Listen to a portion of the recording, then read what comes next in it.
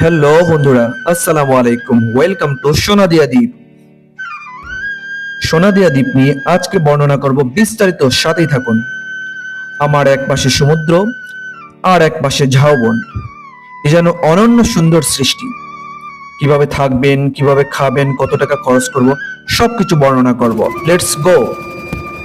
তার আগে আপনারা যারা নতুন ভিডিও দেখছেন তাদের প্রতি অনুরোধ, অবশ্যই চ্যানেলটিকে সাবস্ক্রাইব করবেন। আপনাদের প্রতিটি সাবস্ক্রাইব আমার জন্য এক একটি আশীর্বাদ।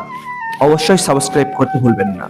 যা হোক বন্ধুরা, ওয়েলকাম টু সোনাদিয়া দ্বীপ। হাঁটি হাঁটি পা পা করে আমরা দ্বীপের গভীরে ঝাউবনের মাঝখান দিয়ে প্রবেশ করে সমুদ্রের তীরে যাচ্ছি। ওয়াও, চারিদিকে অসাধারণ দৃশ্য। আমাদের ক্যাম্প ইতিমধ্যে রেডি।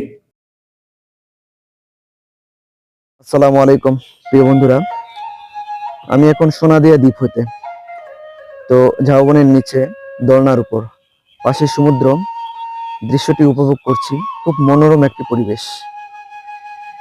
তো যখন উপভোগ করছিলাম, কিছু স্থানীয় হাফেজি মাদ্রাসার ছোট ছেলেরা এসেছে।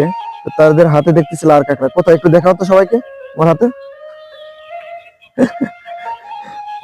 তারা অনেক হ্যাপি। হ্যাঁ, এখানকার ছেলেরা খুব ভালো, খুব সুন্দর তাদের আচার ব্যবহার। ঠিক আছে, আসো। আল্লাহ হাফেজ। আল্লাহ হাফেজ। ঠিক আছে, যাও ভাই। হ্যাঁ, ঠিক আছে। তো সুন্দর একটি মুহূর্ত। আপনারা যারা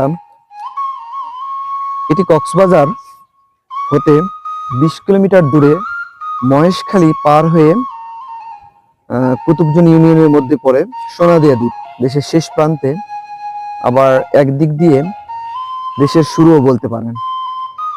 এটা একটি নিরবিচ্ছিন্ন একটি দ্বীপ। এখানে মানুষজন নেই বললেই চলে। এখানকার অধিকাংশ মানুষ, প্রায় শতকরা 90% মানুষই জেলে। তারা দারিদ্র সীমার নিচে বাস করে। বাড়িঘরগুলো ওইদিকে গেলে হয়তো দেখাতাম।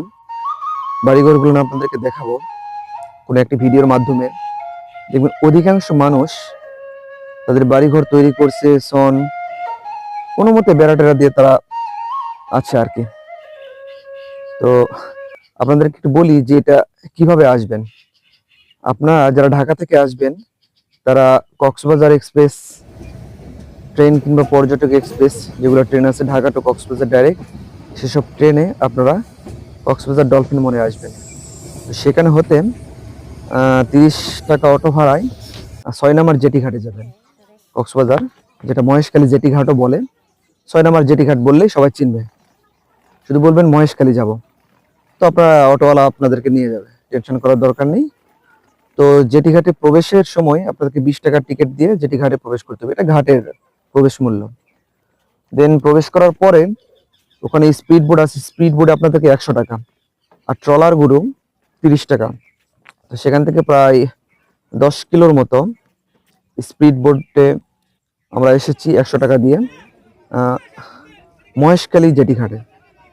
তো মহেশখালী জেটি ঘাটে নামার পরপরই একটু সামনের দিকে দেখবে অনেক অটো।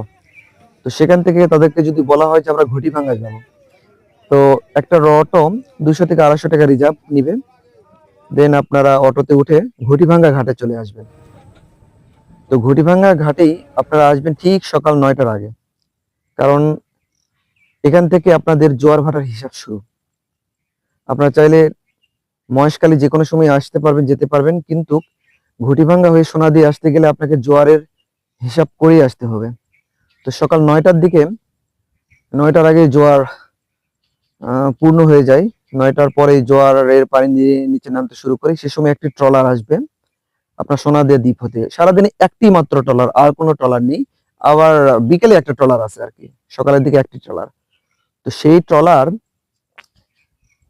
ট্রলারে করে 50 টাকা দিয়ে প্রায় 15 কিলোমিটার নদী পথে আপনারা এই সোনাদিয়া আসতে পারবেন।